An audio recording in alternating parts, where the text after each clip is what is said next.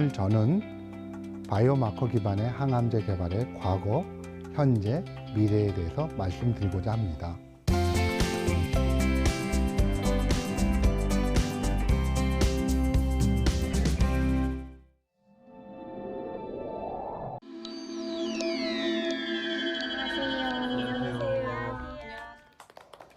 안녕하십니까. 서울대학교 융합기술대학원 분자의학 및 바이오제약학과 신영기입니다. 첫 번째, 정밀의학이란 무엇인가에 대해서 말씀드리고자 합니다.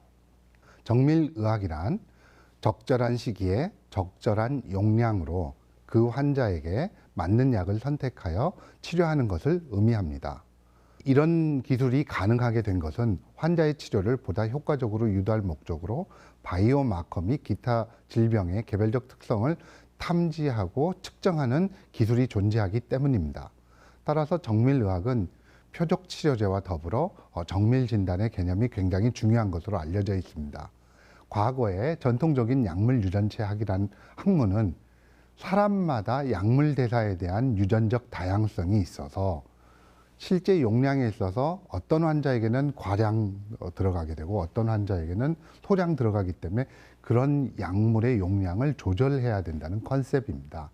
그런데 이러한 그 전통적인 컨셉에서 벗어나서 2000년대 이후에 약물 표적의 유전자 변이에 따라서 특정 환자에는 약물이 듣고 다른 환자에게는 아예 약물이 듣지 않는 사실들이 차례차례로 규명되면서 정밀의학의 토대가 현재 만들어졌다고 보여집니다.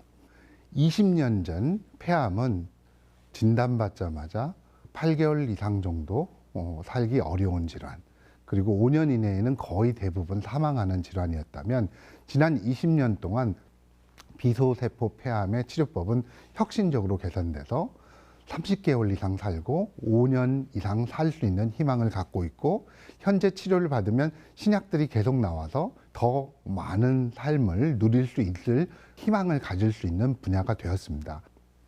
두 번째는 바이오마커란 무엇인가에 대한 개념입니다. 바이오마커라는 것은 정상적인 생물학적 과정, 질병 진행 상황 또는 치료법에 대한 양리학적 반응을 나타내는 지표로서 객관적으로 측정되고 평가되는 특성이라고 정의되어 있습니다. 예를 들면 분자 바이오마커 외에도 영상이라든지 디지털 바이오마커, 그리고 혈압, 혈당, 이 모든 것이 바이오마커라고 생각하시면 될 것 같고, 의사들이 측정하는 객관적인 지표가 바이오마커입니다. 따라서 이러한 바이오마커를 이용해서 의사의 환자에 대한 비효율적인 처방 방지 및 최적의 처방이 가능하다고 과학자들은 믿고 있습니다. 이러한 바이오마커는 여러 가지 종류가 존재하는데요. 본 강의에서는 예후 바이오마커와 예측 바이오마커를 중심으로 말씀드리고자 합니다. 예후 바이오마커라는 것은 동일 치료 조건에서 환자 간 다른 임상적 결과에 차이를 보여주는 바이오마커입니다. 예를 들면 암에서는 TNM 병기와 같은 또는 암 분화 정도가 예후와 관련되어 있다고 알려져 있습니다. TNM 변기라는 것은 종양의 그 크기, 전이가 있느냐에 따라서 암에 의한 생존율이 달라지는 것으로 잘 알려져 있습니다. 예측 바이오마커라는 것은 임상적 개입 및 다양한 치료법에 대한 환자의 반응 확률을 예측할 수 있는 바이오마커를 뜻합니다. 키트루다라는 약물은 PD-L1 단백질 발현 여부를 측정해서 비소세포 폐암의 1차 치료제로 현재 사용되고 있습니다. 세 번째, 동반진단법이란 무엇인가에 대해서 말씀드리고자 합니다. 동반진단법이란 환자의 치료에 특정 의약품을 사용하기 위해 약물의 반응성 및 안전성을 미리 예측하는 검사를 수행하는 것을 의미합니다. 이러한 동반진단의 필요성은 1997년 허셉틴이 미국 FDA에서 허가받으면서 급격하게 강조되어 왔습니다. 항암제는 수많은 약들이 현재 존재합니다. 즉, 지금 이 약이 분명하게 듣지 않는다면 다른 약을 쓸 수 있는 기회를 박탈당할 수 있기 때문에 진단이 매우 정확해야 되는 것이죠. 따라서 동반 진단이라는 것은 나에게 환자에게 적합한 치료 약물은 무엇인가, 즉 치료제 선정의 핵심적인 컨셉이라고 말씀드릴 수 있습니다. 따라서 특정 처치의 반응을 예측하는 예측 바이오마커를 통해서 특정 표적 항암제를 임상시험을 하고, 그리고 이를 통하여 동반 진단으로 허가를 받는 시스템이 현재 정밀의학의 규제 과학 관점에서 본 정의라고 말씀드릴 수 있습니다. 그 좌측에서 보시면 이 비소세포 폐암에서 동양인과 서양인은 굉장히 다릅니다. 동양인의 한 46% 정도, 그러니까 100명 중에 46명은 EGFR 돌연변이와 관련이 있습니다. 전체를 합치면 동양인의 50%가 그 EGFR 돌연변이와 관계에 있는 반면 서양인은 17, 18% 정도가 EGFR 돌연변이와 관련이 있습니다. 따라서 이제 우리나라에서는 그 EGFR 돌연변이 테스트가 굉장히 중요한데요. 동반진단 적용 환자 사례에 대해서 말씀을 드리면 2005년도에 우측 유방암 수술을 받았습니다. 그리고 나서 유방암이 재발되었던 어떤 신호도 없었습니다. 한 2020년도에 보니까 폐 결절이 있어서 결핵 치료했고 봤더니 이제 암인 것 같아서 폐암 수술을 했습니다.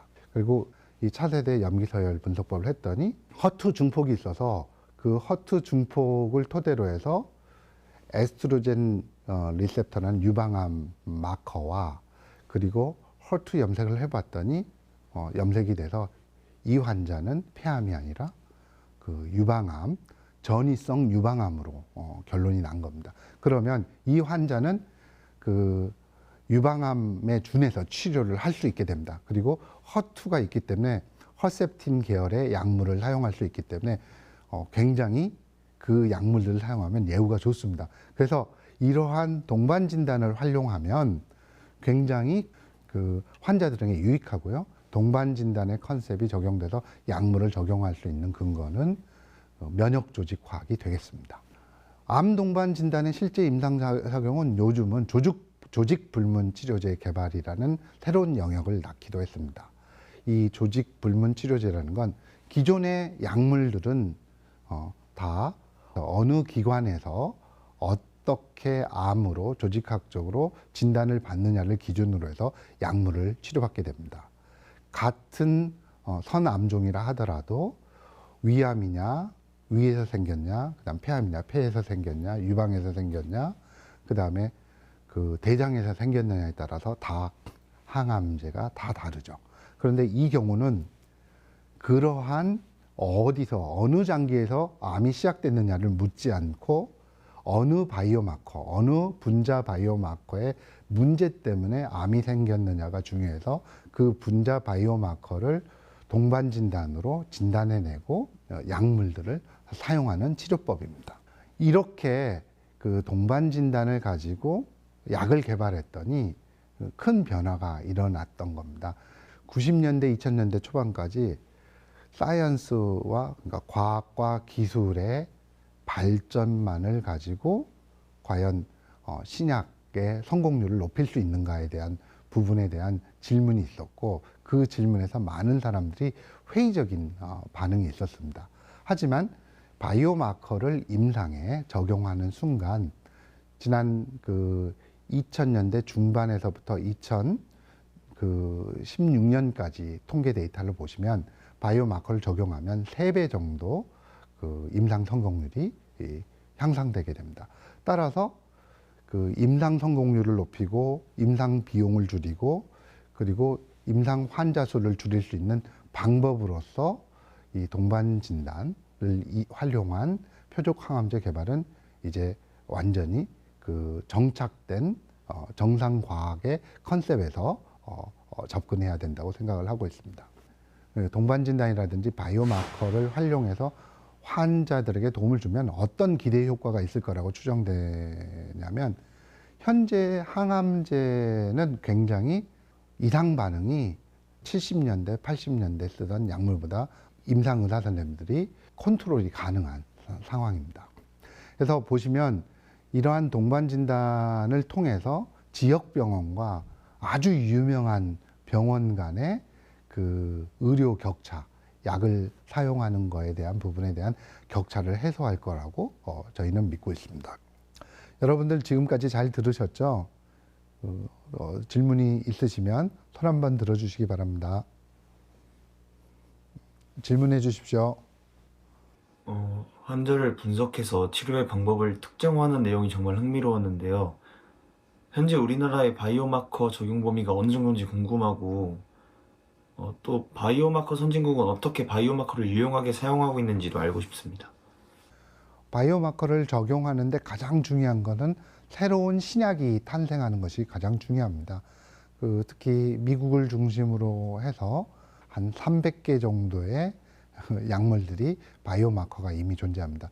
그런 것들이 그 신약을 쓰기 위해서는 대부분 보험이 적용되고 있습니다. 반면 우리나라는 신약이 늦게 들어오는 부분도 있고, 또 하나는 신약이 들어와도 모든 파트에서 보험이 커버가 되고 있지 않습니다. 그래서 보험이 커버되지 않은 만큼 바이오마커 테스트의 부분에 있어도 활성화시키기 어려운 부분이 있습니다. 무엇보다도 혁신적인 신약들이 보험이 지불될 수 있는 국가적인 여력과, 그리고 신약들이 더 지금보다도 풍부해져야지 이 바이오마커 분야가 발전된다고 할 수 있겠습니다. 많은 사람들이 이제 정밀의학과 4차 산업혁명과의 관계를 묻고 있습니다. 이 4차 산업혁명과 정밀의학의 관계에서 가장 중요한 건 정밀 진단이 되겠습니다. 왜냐하면 정밀한 진단을 토대로 해서 약을 사용하는 것이기 때문입니다.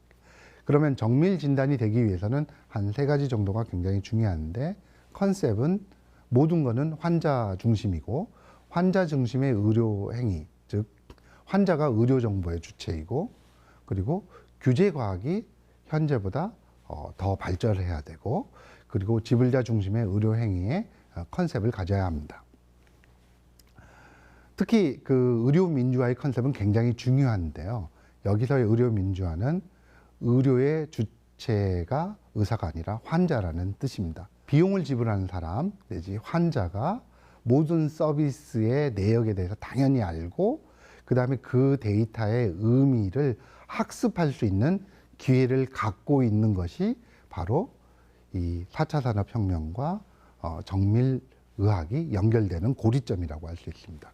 이 정밀의학이 가치 기반의 의료가 되려면 그냥 혁신이 아니라 최신 기술을 썼다, 새로 알려진 오믹스 기술을 써서 새로운 바이오마커를 찾았다는 것이 중요한 것이 아니라, 그 혁신이 정말 필요하고 합리적이었는가를 따져야 합니다. 그리고 그게 필수적이고 합리적이라는 것을 입증하기 위해서는 규제기관인 관점인 위험 대비 편익의 분석, 그 다음 지불인 관점인 비용 대비 편익이 반영된 것이 현재의 정밀의학의 모습이라고 생각한다면, 이 과정 속에서 정밀의학과 4차 산업혁명이 결합되어야 할 것입니다. 이제 다음 10년은 정밀의료를 넘어서 초정밀의료의 시대를 맞이하는 것이겠죠. 개인으로부터 나오는 데이터를 전 세계 사람들의 빅데이터와 비교해서 N-of-1 임상이 이미 시작되었습니다. 즉 진단 이후에 15개월 만에 임상시험이 진행된 사례입니다. 유전학적으로 진단을 하고요. 밀라 마코백이라는 6세 아이가 유전성 바텐병이라는 것을 진단을 받고, 이 환자만을 위한 약이 치료제가 개발됩니다. 그걸 가지고 실험을 하고, 그리고 맞춤형 임상시험 N-of-1 클리니컬 임상시험을 하게 됩니다. 따라서 이러한 형태로 정밀의료는 초정밀의료의 시대를 맞이할 것입니다. 여기까지 잘 이해가 되셨나요? 잘 이해가 안 되시는 부분이 있다면 손 한번 들어서 질문해 주시기 바랍니다. 질문해 주시기 바랍니다. 동반 진단을 통한 임상 진단의 여러 가지 방법을 이야기해 주셨는데, 그에 따른 위험성도 분명히 있다고 생각됩니다. 그럼에도 불구하고 동반 진단이 꼭 필요한 이유에 대해서 듣고 싶습니다. 점점 그 혁신은 흔한 것이 되어 왔고요.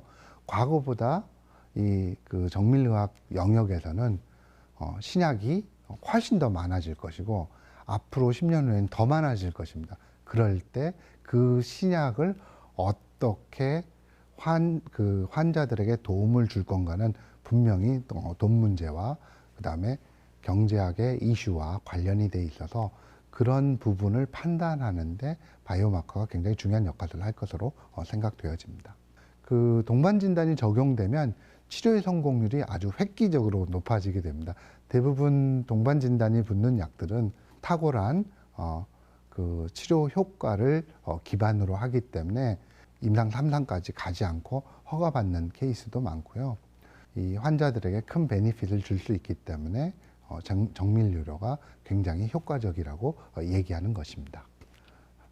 마지막으로 이제 바이오마커라는 건 바이오마커의 정의상 온갖 정보를 다 측정할 수 있습니다. 여기서 가장 중요한 건 바이오마커가 재현성 있게 그리고 측정 가능해야 된다는 게 가장 중요한 것입니다. 그리고 객관적으로 측정돼야 되는 것이죠. 이러한 정밀 진단이 가능하다면 우리는 정밀 진단 및 초정밀 진단의 미래는 인공지능 기반의 데이터 과학일 것입니다. 그래서 나머지 데이터 과학이 갖고 있는 특징, 데이터 수집, 데이터 축적 분석, 인공지능을 가지고 있는 데이터 과학의 하나의 분야로서 진단은 취급될 것으로 보여집니다. 이렇게 되면 어떻게 될 것이냐? 운전자 없는 자동차와 의사 없는 환자를 생각하셔야 될 수 있습니다. 즉 운전자 없는 자동차에서 가장 핵심 기술은 라이다 기술인데 이 라이다에 해당되는 것이 바로 정밀 진단이라고 얘기할 수 있고 이 정밀 진단은 개념적으로는 의사 없는 환자를 가정하고 기술이 개발될 가능성이 크고 현재 개발되고 있습니다. 그래야지 의사에게도 도움이 되고 환자에게도 도움이 되는 그러한 미래를 만들 수 있을 것으로 생각되어집니다. 앞으로는 정밀의학이 더 확대되고 초정밀의학 그리고 4차 산업혁명과 결합돼서 환자들에게 더 큰 이익을 주고 여러 사람들의 목숨을 살릴 수 있는 과학기술이 되었으면 합니다. 그리고 저도 그런데 일조하는 사람이 되고 싶습니다. 이것으로 제 강연을 마치도록 하겠습니다. 감사합니다.